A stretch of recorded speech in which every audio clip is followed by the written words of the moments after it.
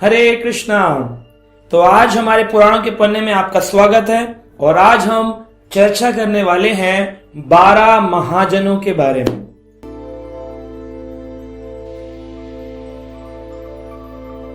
अक्सर लोग ये प्रश्न पूछते हैं कि धर्म के सिद्धांतों को भगवान ने बनाया, जैसे कि भारत के संविधान को 1950 में 26 जनवरी को सभी के सामने प्रकट किया गया था और उसके बाद उस संविधान में कई सारे बदलाव लाए गए, चेंजेस, अमेंडमेंट्स किए गए।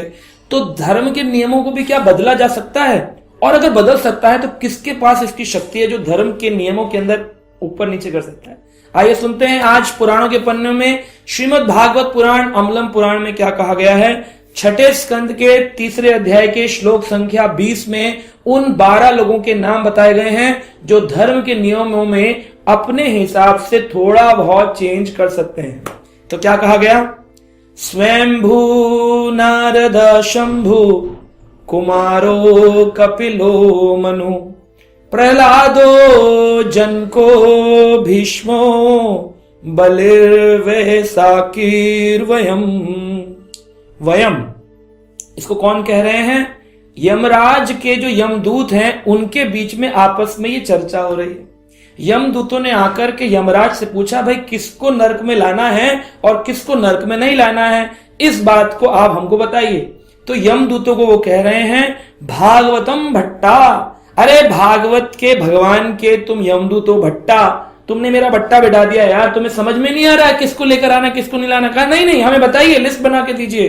कहा ये 12 लोग के अगर कोई फॉलोवर हो, ये 12 लोग जो हैं ये महाजन हैं, इनके रास्ते का जो अनुगमन करता हो यथा रूप में उनको नहीं लाना, बाकी लोगों को पकड़ सकते हैं। ये 12 लोग धर्म के नियमों को आगे पीछे कर सकते हैं, इनको मैंने पावर दिए। कौन है?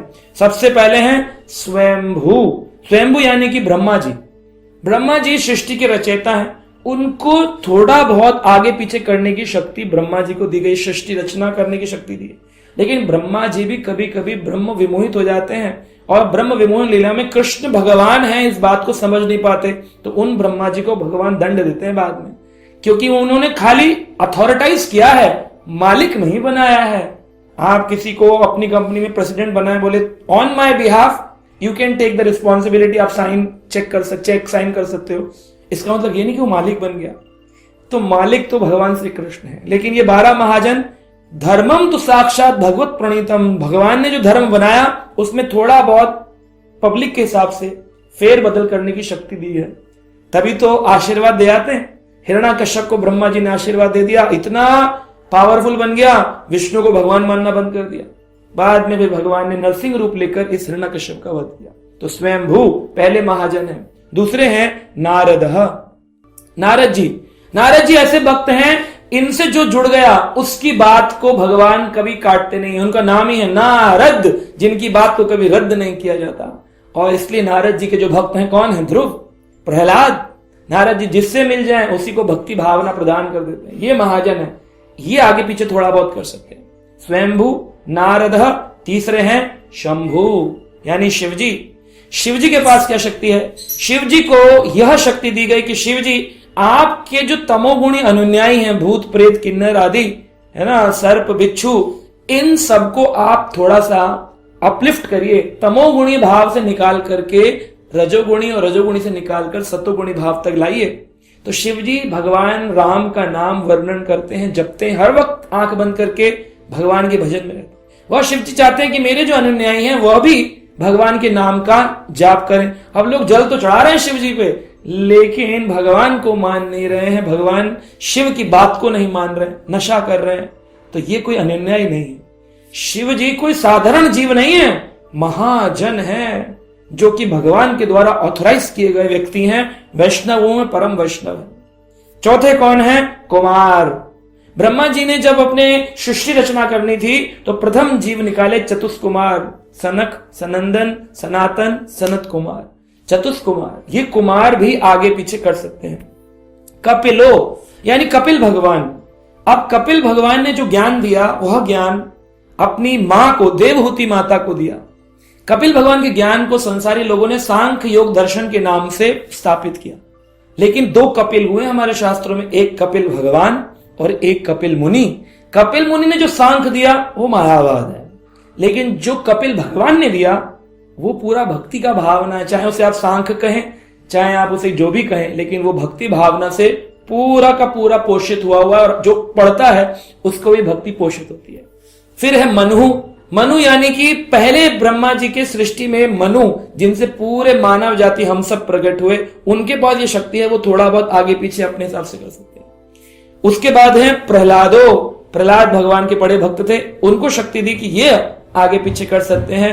प्रहलाद के कारण ही तो नरसिंह भगवान प्रकट हुए। जनको, सीता जी के पिताजी जो हैं जनक महाराज, इनको शक्ति है, इनको ऑथराइज किया गया है। जनक महाराज जिनको प्रभु राम अपने दामाद के रूप में प्राप्त होते हैं, जिनको एक प्रभु राम के मिल जाने से समस्त कोटि भक्तों की शरण प्राप्त होती है। वशिष्ठ ऋषि, विश्वामित्र ऋषि, इतने भक्तों की सहारा, इतने भक्तों का एसोसिएशन संघ मिलता है, इतने उत्कृष्ट जनक महाराज ये महाजन है। और भीष्मो, विश्व पितामह को साधारण जीव नहीं, वो भी महाजन है, जिनके आखिरी वक्त में भगवान श्री कृष्ण ने उनको दर्शन दिया। अंत समय में भगवान के दर्शन करते हुए उन्होंने अपने प्राणों का त्याग किया। तो भीष्म के जैसा त्याग किसको मिलता है और कौन कर सकता है? अंत में नारायण स्मृति हो जाए बड़ा मुश्किल है, भीष्म को हुआ। और कौन है? बलि, यानी कि बलि महाराज, जिनको प्रहलाद के वंश में पैदा होने का मौका मिला। भगवान को उन्होंने 3 पग में सारा ब्रह्मांड देने की इच्छा व्यक्त करी, और फिर भगवान का पैर रखते ही 2 पग में भगवान ने ऊपर और नीचे के सारे लोग नाप लिए। तीसरा पैर कहां रखे? तो बलि ने कहा मेरे सिर पे। तो आप देख सकते हैं बलि महाजन है, क्योंकि उन्होंने शरणागति की शिक्षा, आत्मनिवेदन की शिक्षा संसार को दी। और वैसाकिर, यानी वेद व्यास जी के जो पुत्र हैं सुखदेव गोस्वामी, जिन्होंने परीक्षित को भागवत का ज्ञान दिया, यह भी आगे पीछे फेरबदल कर सकते हैं। यानी कि सुखदेव के द्वारा जो भागवत सुनाई गई, इसमें कोई संशय लगाए कि हमने तो ऐसा नहीं सुना, तो आप गलत हैं। ये महाजन हैं, जो बोलेंगे जो करेंगे, भगवान ने इनको शक्ति प्रदत्त है, भगवान की शक्ति है इनके अंदर। और है वयम। वयम यानी मैं कौन? यमराज इस श्लोक को बोल रहे हैं, और यमराज जी कह रहे हैं मुझे भी शक्ति मिली क्योंकि मैं धर्मराज हूं। किसको मुझे नरक में भेजना है, किसको स्वर्ग में भेजना है, लोगों का लेखा जोखा देखना है, इसकी शक्ति मुझे मिली। तो ये 12 लोग भगवान से ऑथराइज्ड हैं। 12 महाजनों के बारे में बहुत कम लोग जानते हैं। जो नहीं जानते हैं उनको जानना चाहिए, और जो जानते हैं उनको नाम याद करने चाहिए। रोज सुबह जो इन 12 महाजनों का नाम याद करता है उसको भक्ति प्राप्त होती है, और वो धर्म के पथ से कभी विमुख नहीं होता। इसलिए पुराणों के पन्ने जो हमारी सीरीज है बड़ी इंपॉर्टेंट है। इसमें ऐसी इंपॉर्टेंट बातें हैं। कितनी परिक्रमा करें भगवान की, कितनी परिक्रमा करें, घर में घंटी बजाएं तो क्यों बजाएं, मंदिर में मूर्ति का साइज कितना होना चाहिए, ऐसी बातें हैं। लेकिन फिर भी लोगों के पास समय नहीं कि सुने, वो तो पॉलिटिक्स सुनेंगे, क्रिकेट मैच देखेंगे। क्यों? टाइम वेस्ट करने को मिला है ना, समय का दुरुपयोग। समय का सदुपयोग करिए, पुराणों के पन्नों की सीरीज सुनते रहिए और अपने जीवन को सफल बनाइए। हरे कृष्णा।